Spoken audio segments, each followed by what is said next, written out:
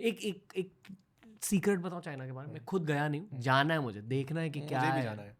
और डॉक्यूमेंट्रीज बनानी है, that's the game plan. Same but same same same. मेरे जो बिजनेस के दोस्त गए ना चाइना, उन सारों ने बहुत कुछ कहा है कि टेक्नोलॉजी, ये वो इनोवेशन बहुत कुछ है, बट उन्होंने कहा एक मेन ह्यूमन फैक्टर ये है कि वहाँ के औरतें वर्कफोर्स में पूरी तरह से शामिल है। यार इसमें मैं ना एक बात ऐड करता हूँ आपके साथ, और ये बड़ा इंटरेस्टिंग है। अगर इंडिया से ईस्ट की तरफ आप चलेंगे ना, इवन अपने भी नॉर्थ ईस्ट में जाएंगे ना, तो आप पाएंगे कि वहां पर महिलाओं का वर्कफोर्स पार्टिसिपेशन बहुत अच्छा है। आप आसियान कंट्रीज में जाओ, आप इवन थाईलैंड, कंबोडिया, इन देशों में चले जाओ, वियतनाम, इन देशों में चले जाओ, आप महिलाओं को काम करते हुए पाएंगे। चाइना, साउथ कोरिया, जापान, यहाँ महिलाएं वाकई में वर्कफोर्स में बहुत अल्टीमेट पार्टिसिपेट करती हैं। आप समझिए इंडिया में अगर आधा जनसंख्या काम पे है, तो वहाँ 2x तो ऑटोमेटिक काम कर रहा है। इसीलिए इंडियन गवर्नमेंट महिला सशक्तिकरण, वुमेन एम्पावरमेंट पर फोकस करती है कि महिलाओं को काम पर लेकर आओ। या अगर मैं देश का पीएम होता, नायक फिल्म की याद आ रही है। आप नायक फिल्म से बोल रहे हैं, मैं अभी अपने कल परसों किसी सेशन में बोल रहा था कि ट्रंप ने नायक फिल्म देखी हुई है। वो कहता है ये काम ऑन द स्पॉट, क्या हुआ इसका, चलो करते हैं इसका। वो बिल्कुल बिठा के सामने, चलो ये करो। मैं यार इसको कौन अनिल कपूर दिखा दिया भाई। मैं पता क्या विजुअलाइज कर रहा हूँ, हाँ? कि ट्रंप के ऊपर सब कीचड़ लगा हुआ है और ट्रंप ऐसे fighting, anyway sorry intrusive thought, मेरे ऊपर कीचड़ लगाता हूँ अगर मैं नायक होता, तो I would set up some system because of which एक 25 ईयर पीरियड में सारे विमेन कंपल्सरली वर्कफोर्स में होते हैं, और एटलीस्ट सारे विमेन को एजुकेशन मिलती। अगर एक स्त्री को एजुकेशन मिलती है, वो पूरा परिवार को एजुकेशन देती है।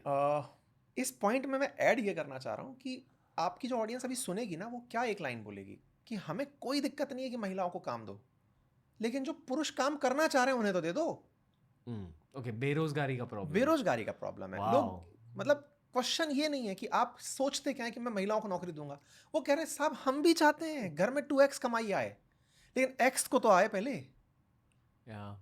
यू नो एक अगेन मुंबई पर्सपेक्टिव ये है कि यहाँ एंटरप्रेन्योरशिप स्पिरिट का प्रॉब्लम है। एग्जैक्टली, इट्स नॉट बेरोजगारी। बहुत बढ़िया। जहाँ तक मैंने संजीव सन्याल सर से भी इसी के बारे में बात करी है, उन्होंने कहा कि यार गवर्नमेंट ना आपके लिए इतना ही कर सकती है, ट्रू, इसके बाद आपको ही करना है। यही सबसे ज्यादा जरूरत है सबको समझाने की कि भाई सरकार कितना कर सकती है, वो आपको फैसिलिटेट कर सकती है। आपको सिक्योरिटी दे सकती है, एनवायरनमेंट दे सकती है, अपॉर्चुनिटी दे सकती है, करना आपको होगा। ये जो माइंडसेट है ना कि मैं अपनी जवानी का बहुत सारा समय सरकारी नौकरी में बिताऊंगा या सरकारी नौकरी के लिए बिताऊंगा, ये माइंडसेट से बाहर आना होगा। और मैं बोलने के लिए एलिजिबल अपने आप को मानता हूं इस बात के लिए, क्योंकि मैंने पहले सरकारी नौकरी की तैयारी में समय बिताया, और समय रहते ही मात्र 2.5 साल की सर्विस में ये समझ गया कि नहीं, ये हो नहीं पाएगी। क्योंकि अभी मैं एंट्री कर रहा हूँ, बुढ़ापे में यहाँ से एग्जिट करूँगा, जीवन के और पहलुओं को कब एक्सप्लोर करूँगा। एक बहुत आपके पॉडकास्ट में गेस्ट आए थे नवल रविकांत, उनका जो रोगन के साथ एक पॉडकास्ट है, जिसमें उन्होंने एक बहुत अल्टीमेट लाइन बोली थी जिसने मेरे जीवन में बहुत बड़ा परिवर्तन किया। और वो लाइन थी, स्पेशलाइजेशन इज फॉर इंसेक्ट्स।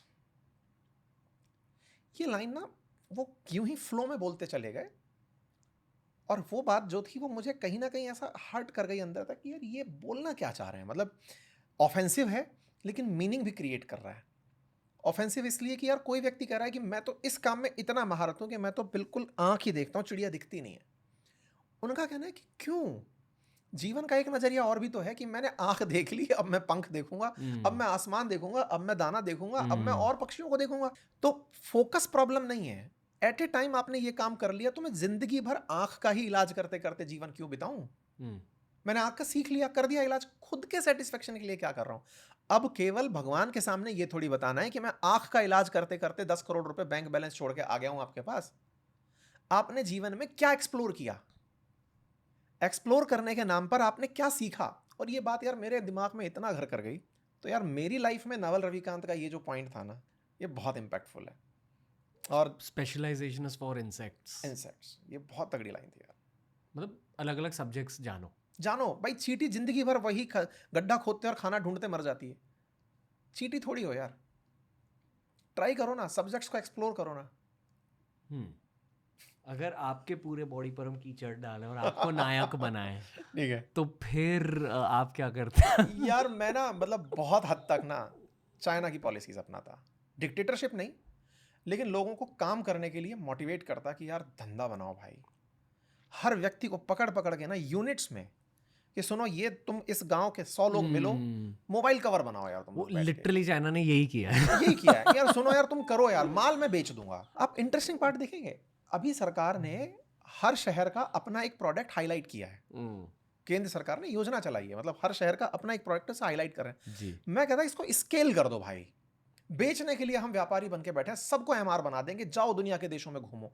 हमारे इतने भारतीय जो जगह जगह पर रहते हैं उनको ब्रांड एम्बेसडर बनाएंगे, कमीशन भेजेंगे कि भैया माल यहां से मंगा लो, हम माल भेज रहे हैं आपके पास में, बिकवाओ इस माल को दबा के।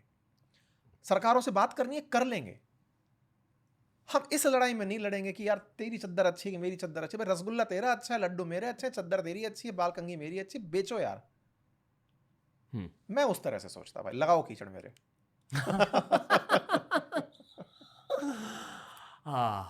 लोग कहेंगे सर आप तानाशाही चाहते हैं। अरे भाई नहीं, नायक बेस्ट फिल्म है, हर किसी को नायक देखनी चाहिए।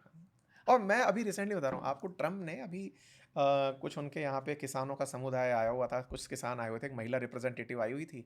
उसने शिकायत की कि सर हमारे देश में ना इंडिया चावल डंप करता है, राइस डंप कर रहा है।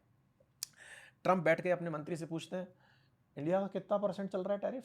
तो बोले सर अभी उनके साथ ट्रेड डील चल रही है। अच्छा सुनो, चावल पे टैरिफ लगाओ। मतलब मैं कहा यार ये तो आमिर खान है यार, ये क्या चल रहा है? इधर से शिकायत हो रही है, वो वर्ल्ड के देश पे ऑर्डर कर रहा है, सुनो उस पर टैरिफ लगाओ। भाई नेक्स्ट लेवल क्रेजी यार।